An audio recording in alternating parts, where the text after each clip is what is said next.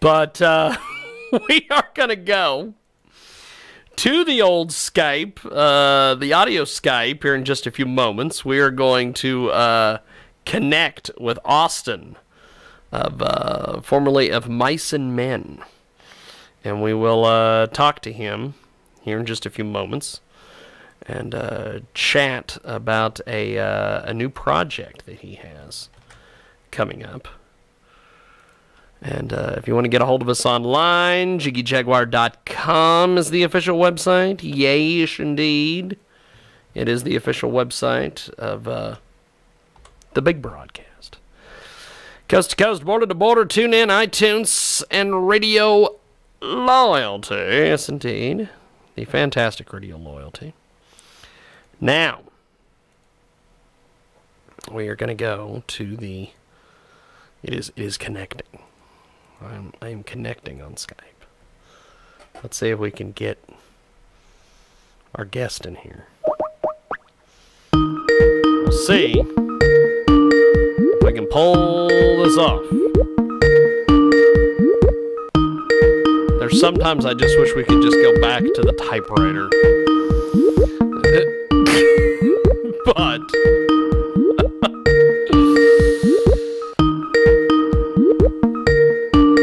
Okay, well, apparently he is not available, so we are going to see if he will call us back, and we will get him in here and chat with him on our big program.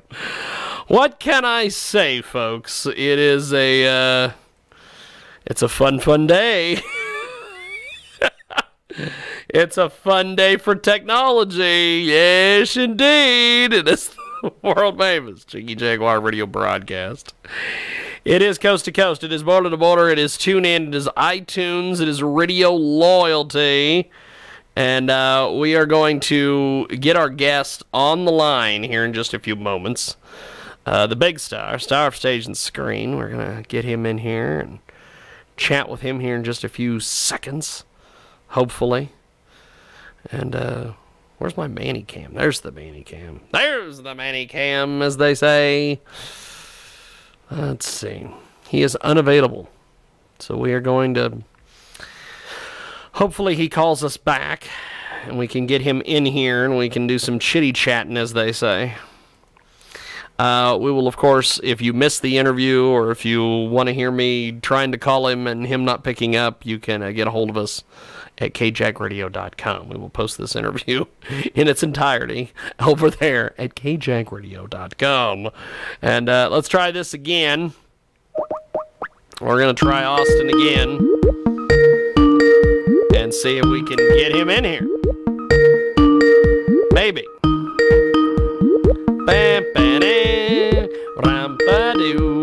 The Mario music. You hear the Mario music, ladies and gentlemen. Yes. That means Skype is connecting. And I think we might have our guest. Can you hear me, my friend? There he is. Can you hear me? Yes, I've got you. I've got you loud and clear. It's good to hear your voice, my friend. How are you? Oh, well, good. Okay, I was just making sure because I've been walking around my little house trying to find the best Wi-Fi connection. I don't. I live in the middle of the jungle, so it's everything's a variable and everything's a process, but that's okay. I've often said I don't know why we just don't go back to the typewriter. Just give up all this technology and just go back to the typewriter. Oh man, I would love to write on a typewriter. I still write handwritten notes. Really? Like, why do you carry around a composition notebook? You have a phone. I'm like, well, if I write it down, I remember it better if I just put it in my phone. Yes. You know what is hilarious about that is that a few years ago when we went out to cover the Adult Video News Awards in Las Vegas, I wrote everything down on a clipboard. And my assistant was just saying, just put it on your phone. Just look it up on your phone. And I'm like, no, we're not doing that. We're going to write it down on a tablet. I'm not going to do that. We're going to write it down on a legal pad, and I'm going to put it in my Put it on my clipboard. So I have my trusty clipboard with me at all times. Yep. So yeah, I have about 12 composition notebooks, and I write music in them, and lyrics, and notes, and passwords, and everything else. And yeah, I guess I was born a little too late. Yes. That's all right. Yes. We have got a great guest with us today. He joins us on Skype audio, the Of Mice and Men former lead singer. He's going to open up about leaving the band, overcoming a painful genetic disorder in a brand new I Am second short film. And Austin Carlile joins us today here on the broadcast. Now, tell us a little bit about I Am Second. It is a fantastic project. Tell me a little bit about how this came together for you. Yeah, the cool thing about I Am Second is I've always watched their films, their documentaries, their testimonies.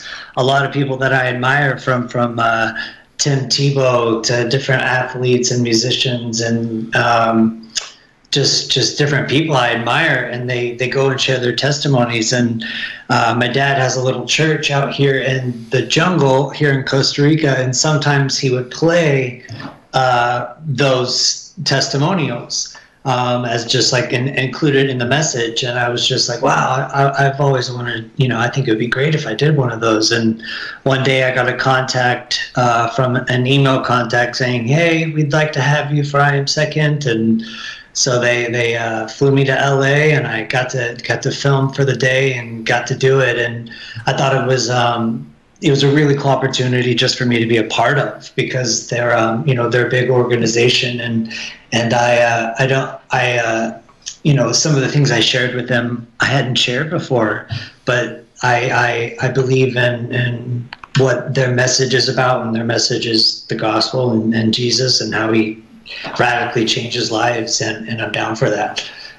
So I'm really excited that I got to record one myself. That's awesome. That's awesome. We have got a great guest with us today, the Of Mice and Men former lead singer, Austin Carlile, with us today. He joins us live here in a broadcast. And so talk to me about them approaching you and getting this all put together and everything.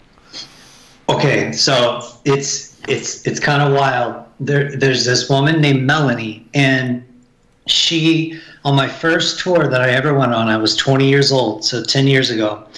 I met her at this place called Rocket Town in Tennessee, and it was like a Christian venue. And I used to cuss every other word, and you weren't allowed to use bad language and this and that. And, we all hated the venue because we weren't allowed to, open the F up and let's go and whatever. But I met her. Yes. And she gave me her card, and she just said, if you ever need anything, I'm here, reach out, et cetera, et cetera. And didn't ever reach out to her, didn't speak to her for years. And then about 8 years later, I kind of got in contact with her again. And after a few months of being in contact, I Am Second actually hired her. And That's I guess awesome. She kind of told them a little bit about my story. And, she saw the old me and who I was, and then she saw the transformation and who I've become. And they reached out to me because of this woman that I met that I was angry with, and angry at the venue because I wasn't allowed to cuss at their venue during the show, 10 years ago. So it's kind of crazy how God works like that, and everything is in his timing and how he turns things around. Fantastic, fantastic. We have got a great guest with us today. He joins us live here on our big program, Coast to Coast and Border to Border, on TuneIn, iTunes, Radio Loyalty, of course, 50-plus AM, FM stations across the country and around the world. And so talk to me a little bit about the transition and where you're at now as far as music and everything else.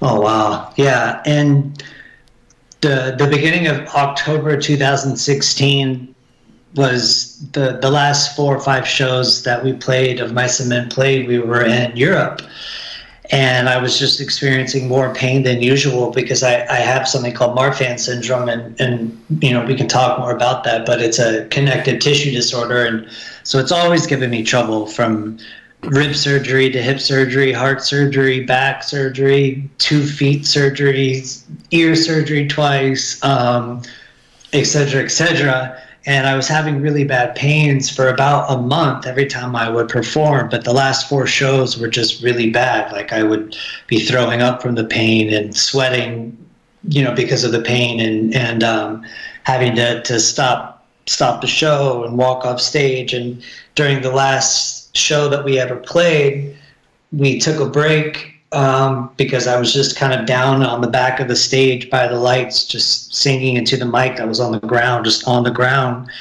And the band was like, "Are you okay? Like, we can cancel, we can stop the show. Don't worry." I was like, no, keep going, keep going. So we went back on stage, and during the next song, it started happening again. And my drummer, he actually stood up and he walked off stage to stop the show, because he knew that I wouldn't. I mean, I used to get not get onto the band, but the rule was, unless you're dying or you're dead, you play the show. Like, that's what we're here for. That's what these people are here for. Oh, I have the flu. I can't play. Like, if you're a guitar player or a drummer, tough it up. You know, if you're a singer, sure, I get it. So, like, canceling a show was something I never wanted to do. Even when I had a broken rib, I would perform with the broken rib, turn around, have to pop it back into place, and then sing. And then 2 or 3 times a show, I'd have to pop my rib back in. And one time when I popped it in, it ended up collapsing my lung, and then I still finished the set with the collapsed lung. So my drummer knew that I wasn't going to stop, and he could see how much pain I was in, so he stopped it. And immediately I flew from London to Stanford.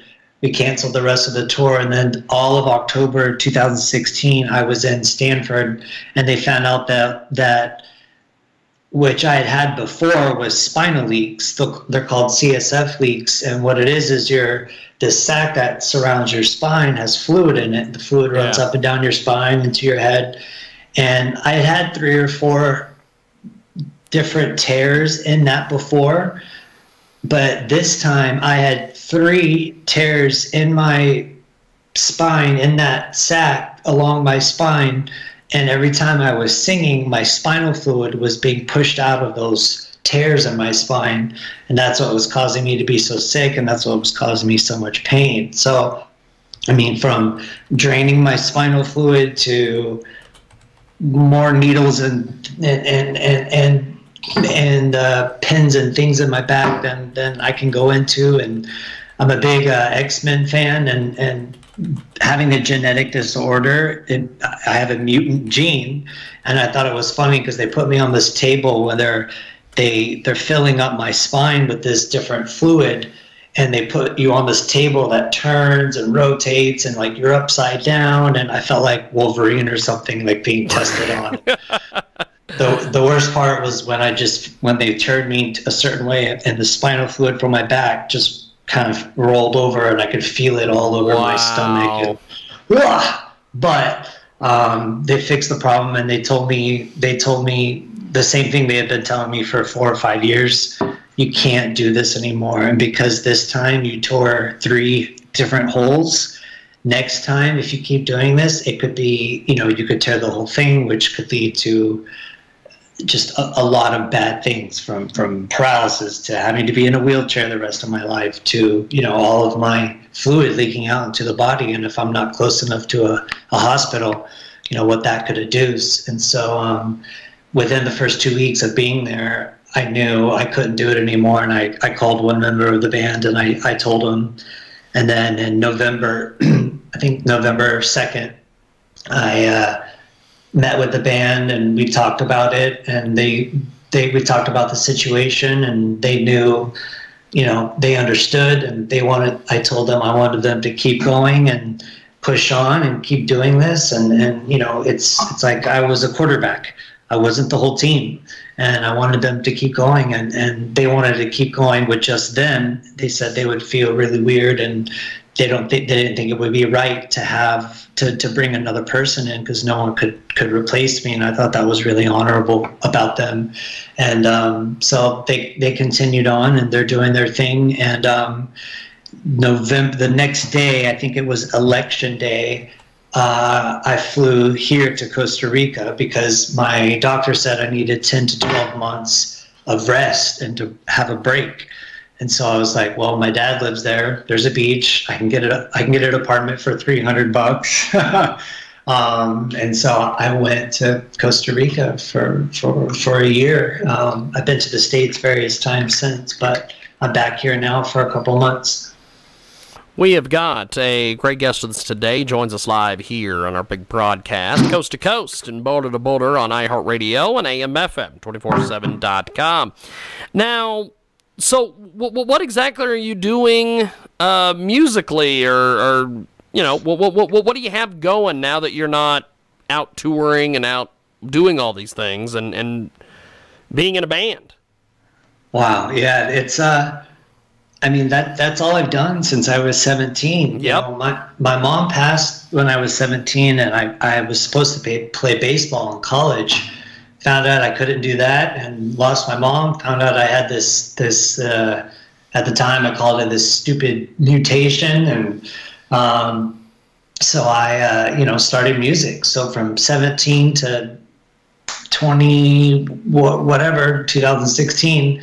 That's all I knew, and that's all I did. And, the first few months were hard. It was hard not being able to do that. And I had this kind of hate relationship towards music, and I didn't want to listen to music, and I didn't want to write music. I didn't want to write lyrics. I wanted nothing to do with it. And then, so I started actually coaching a baseball team here in Costa Rica. And it's funny how God took away, my college opportunities to play ball. And now I'm coaching a bunch of Costa Rica kids every week, and every time we play games, we win by like 20 points. So we have like an A team and a B team, and about halfway through, I have to put in the little kids because we just stomp them. But that's awesome. Yeah, and my dad also played all-American baseball, and he played all over the world. So it's fun for us to get to do that together. But so I kind of stayed away from music for a while. But after a little bit, I started doing the sound at the little church that we have here in the jungle. My dad's the pastor there, and the sound is, it's terrible. It's 4 speakers. There's 2 little ones, two big ones. There's no walls in the church. You have a dirt road and a jungle on one side, and then straight jungle on the other side. Horses walk by. Horses have come and stuck their heads in. Dogs and cats come in. And the sound was just really bad. So I kind of took over the sound, and I started doing the sound there. So, my favorite part of recording was always mixing the record and mixing the sounds. And so I started doing that for the different band members that would play. And every morning I had to get to the church at 7 in the morning. We start at 10, and I would tune in the sound. And then as the band would practice, I'd get everyone leveled in. I really enjoyed doing that. I really enjoyed making them sound good. And my dad always, you should sing. I want, get up there and sing. I was like, no, like, I want to make sure it sounds good. And I didn't sing at all until this Christmas play that I did just here in 2017. I guess someone quit the part, and the drama lady or theater lady, whatever you want to call it, contacted me. She said, hey, I know you used to do theater when you were young, right? And I was like, yeah. She's like, well, we have a really small role. Someone quit, and would you like to do it? I know it's just a couple weeks notice, but the kids would really like you to do it. Because I had been from the baseball team to working with the youth. I had a youth Bible study on Monday nights, and Wednesday nights was like a younger youth group. And so the kids wanted me to do this part. So I get sent the script and sent the song, and it's the main role of the entire play. I'm the toy shop owner, and at night I fall asleep and all the toys come to life, and I'm like bah humbug, and then when I wake back up, I'm happy. But I had like 4 songs. I had, more lines than anybody else. So it wasn't just a small role, but I got to sing. And that's great. I got to sing like, oh, it's Christmas and love me. Like very, kind of I mean, not cheesy, but theatrical. And I really enjoyed it. And then after that, I started, you know, that's what kind of made me go, wow, you know, I really miss music, whether it be making it, singing it. And so I started working at this music school that's here, actually giving vocal lessons. That's cool.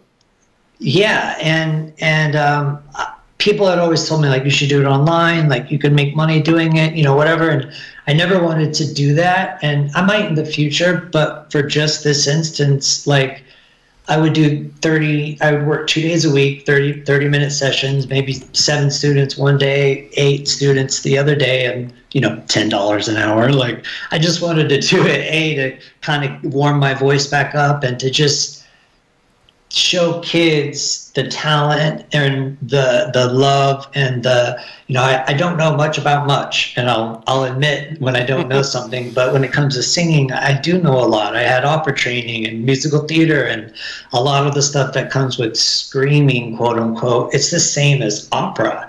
And a lot of people don't understand that. So teaching was really, really, it was something I really look forward to. And that just led me more into music, and I started teaching myself piano. Like in the I Am Second video, if your listeners want to go watch it, you know, I talk about how in February of this year I had my storage unit auctioned off. A bigger company had taken over the storage company, and the credit card, my monthly payment, which I had for 6 years, it stopped going through because the bigger company kind of took over everything.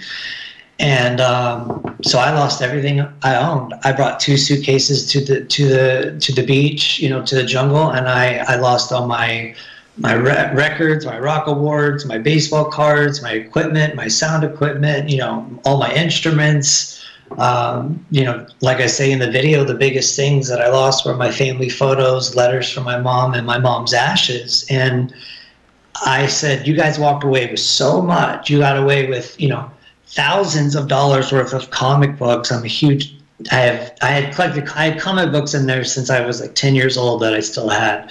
And I would go visit DC and Marvel and have the people sign them for me. And I'd have big posters that they'd give me and all this free stuff that they'd give me, and the stuff that I wouldn't give away to kids, I would keep. And, you know, I had 20 boxes of fan mail. I'll admit I didn't read every single letter, but I kept them all because, you know, I thought one day I want to put it all in a room when I have a kid, and I'll be like, look how cool your dad used to be. But my mom's ashes and my family photos and all of that, the people wouldn't even give me that stuff back. They wouldn't let me contact the auctioneer. They wouldn't let me contact the people who bought it. And it kind of crushed me for about 24 hours. But I just saw it as God saying, you know, you're a new man. This is a new life. I'm calling you to do new and different things. So let's start this. And I started teaching myself piano. And now I play piano every night, and I'm recording all these piano tracks, and I'm doing like from jazz to blues to modern classical, the classical sounding piano stuff with strings. Just recently I went to the States for about 2 months, and I was helping one of my friends who's a rapper, helping him with vocals and melodies and engineering. And then another one of my friends is a singer, and he has a bunch of musicians that are sending him music for him to sing over. And so I was giving, I mean, he's been singing for 12 years. And so I was giving him voice lessons every day and helping him write and record and engineer and produce his music.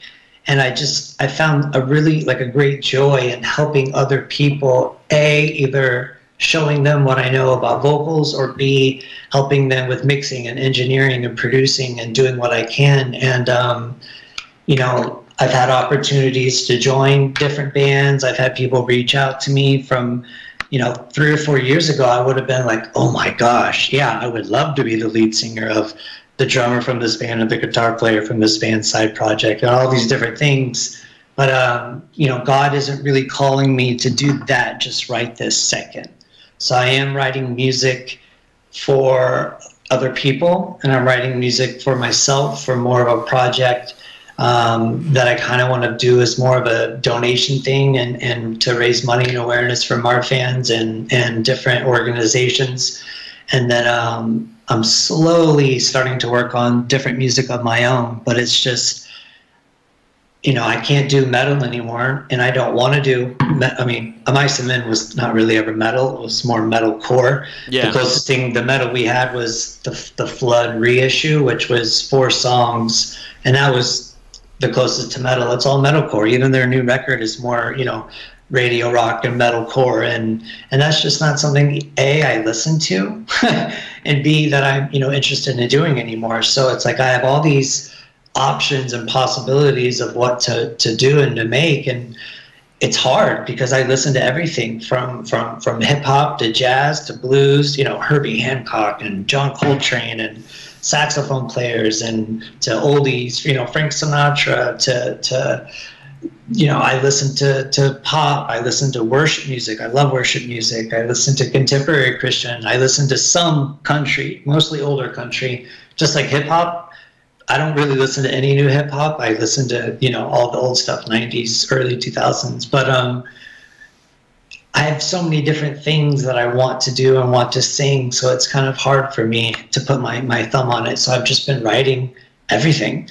And I have about 80 different ideas right now that I'm kind of working on. And I've sent a few ideas to different people, and they're, encouraging me. And I'm just kind of waiting to see what the music is going to look like for me. But as of now, I'm here in Costa Rica for another month, and then I'm actually moving to Las Vegas here in about a month to start working with the youth there for a few months. That's awesome. Yeah, I had the opportunity kind of came up, and they sat me down and said, "Would you ever want to live in Vegas?" And I said, "No. I hate it here. You couldn't pay me $1 billion to live here." That's I would awesome. never live here. I came from the jungle, went to Vegas, and I don't drink. I'll have a glass of wine like once a month. I don't gamble. I don't do strip clubs anymore. It's just not like that kind of area, and that whatever. It's just not for me. And but I didn't know that then after me saying that, they were going to basically say, well, hey, we need someone to kind of take on some of these kids and love on these kids and start working with the school kids and the youth groups and the inner city kids and the kids that don't even go to church, because I had been speaking at the school and spending time with them and getting to, quote unquote, teach their Bible classes for a few different classes, and the kids wanted me to come for their Spirit Week for their they got to go out to breakfast and then go do like fun activities, and they wanted me to come. And so I told my dad, I was like, I'm going to come back to Costa Rica and rest and get a little bit of rest and heal my body a little bit and pray about it. And my dad goes, well, why do you need to pray about it? And I was like, what do you mean? And he says, what is your calling? And I said, to spread the gospel, to tell people my story, to have my life, my actions represent Christ, and to bring people to his kingdom. And he goes, okay, and what's one of your passions? Like, what's something you love to do or working with? And I said, kids. I love working with youth. And he goes, so what's there to pray about? And I was like, well, he's like, God put the door right there. He's like, praying about it. Yeah, it's good to pray about it for this and that, but God, that opportunity, that was God's, them needing someone and me being the person that they thought that they think and trust that they need, and seeing that I could do what they're needing, and then that being where my heart is, because where my heart is with God, it's like that was God putting that in front of you. And I believe that, don't worry about tomorrow. Tomorrow brings worry of its own is a verse in the Bible, and focusing each day on just walking with him. And as you walk with him each day, he puts things in your path. And that was something that he put in my path. And so I'm going back to Vegas and working with kids for a few months. And then after that, I have no idea I'll be working on music. I have different studios and things I can work with there, and it'll be a good opportunity for me to do that because there's a lot of things that just can't get done here in the jungle.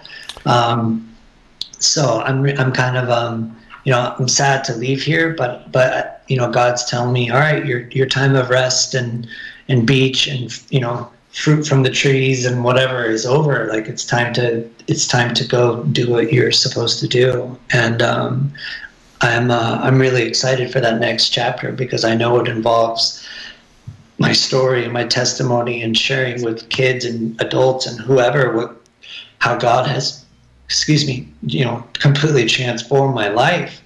And also I know that going to the States includes music, and I want to do another clothing brand, and I want to do things to just different opportunities and things that I want to do. I want to do vocal lessons like I do here, but in the States. And I want to do it for people that really want to learn. And so I'm excited. And the fact that God opened up that door, and especially to a place which would be the last place I would ever live in America, is just really funny to me that he works like that. But it's God's will.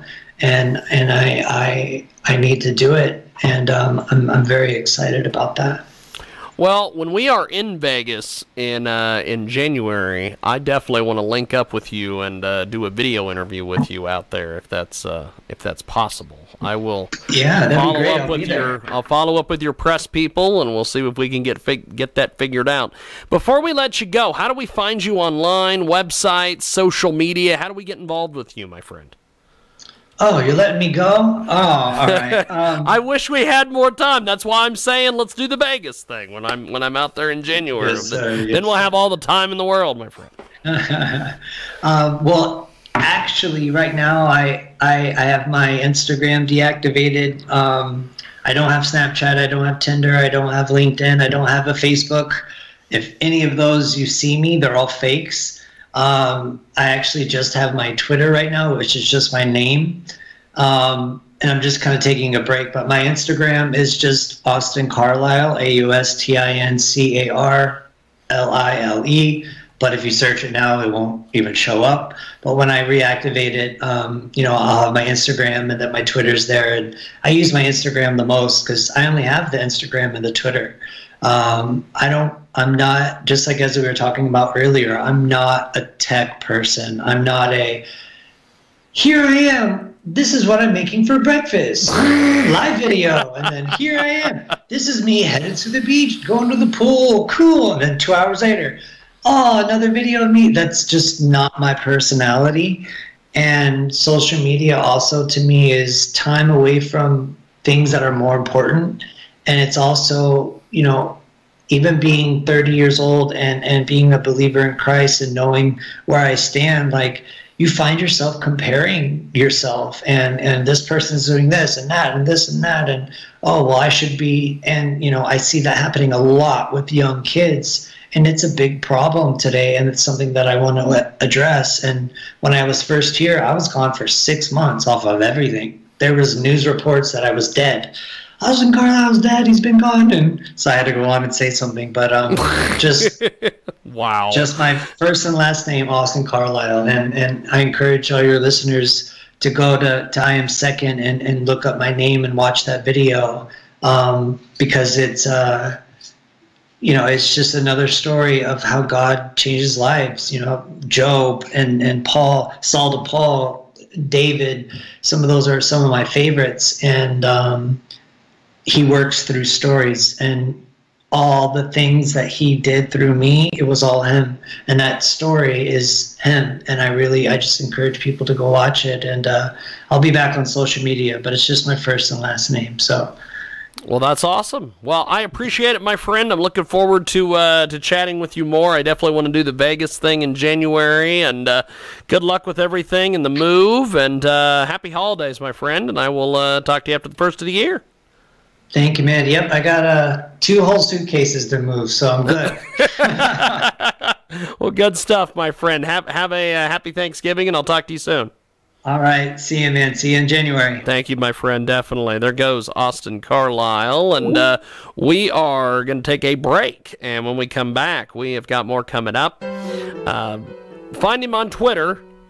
Also, go over to iamsecond.com and watch that.